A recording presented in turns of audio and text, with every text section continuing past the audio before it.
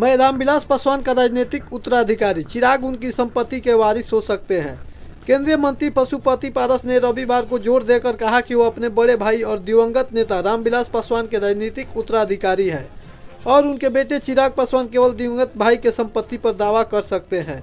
केंद्रीय मंत्री पशुपति पारस ने रविवार को जोर देकर कहा कि अपने बड़े भाई और दिवंगत नेता रामविलास पासवान के राजनीतिक उत्तराधिकारी हैं और उनके बेटे चिराग पासवान केवल दिवंगत भाई के संपत्ति पर दावा कर सकते हैं। पारस ने यह टिप्पणी यहां पर पत्रकारों द्वारा उनके भतीजे से रिश्ते के बारे में पूछे गए सवालों पर की। उल्लेखनीय है कि दोनों के रिश्ते में 2 साल पहले से उस समय तल्खी आ गई थी जब पारस ने बगावत का झंडा उठा लिया था और उनके बड़े भाई द्वारा स्थापित लोक जनशक्ति पार्टी का विभाजन हो गया था।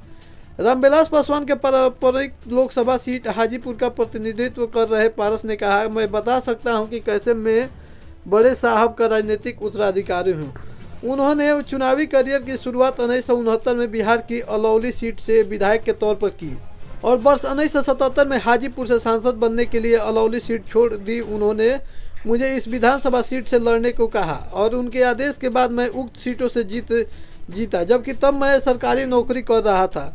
वर्ष 2019 के लोकसभा चुनाव में संसदीय पारी तब शुरू की जब उनके भाई ने राज्यसभा का सदस्य अपने को फैसला किया।